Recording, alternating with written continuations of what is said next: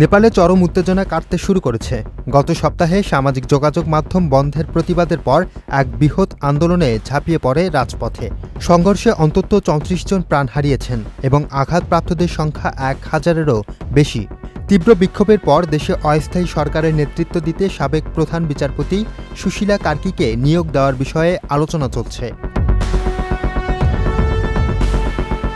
এক সংবিধান বিশেষজ্ঞদের কথায়, রাষ্ট্রপতি রামচন্দ্র পাউডেল ও সেনাবাহিনীর প্রধান অশোক রাজ শিকদেলের তার সঙ্গে পরামর্শ করেছেন এবং জেনজি প্রজন্মের সমর্থন থাকার কারণে সিদ্ধান্তটি দ্রুত বাস্তবায়িত করার উদ্যোগ রয়েছে। এলএমই সার্টিফাইড বিশ্বসেরা কপারে তৈরি ওয়ালটন কেবলস, যা আপনার স্থাপনাকে রাখবে সব সময় নিরাপদ।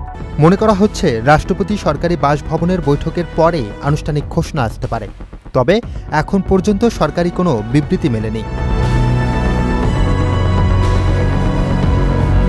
রাজনীতির পাশাপাশি দেশটিতে দীর্ঘদিন ধরেই জর্জরিত রয়েছে বেকারত্ব ও অর্থনৈতিক অনিশ্চয়তা। বহু নাগরিক বিদেশে চাকরি করে প্রকৃত আয় পাঠাচ্ছেন। গত কয়েকদিনের ধকলের পর রাজধানী কাঠমান্ডুতে ধীরে ধীরে স্বাভাবিকতা ফিরে আসছে। দোকান খুলছে, গাড়ি চলাচল আর পুলিশ টহলে তৎপরতা থাকছে। যদিও কিছু রাস্তা এখনও বন্ধ ও সেনা তৎপরতা ধরে রাখা হয়েছে। এখন পরবর্তী নজর কার্কির সম্ভাব্য ঘোষণার দিকে এবং কিভাবে নতুন অস্থায়ী সরকার পরিস্থিতি নিয়ন্ত্রণ করবে, সেটাই দেশের জন্য বড় প্রশ্ন।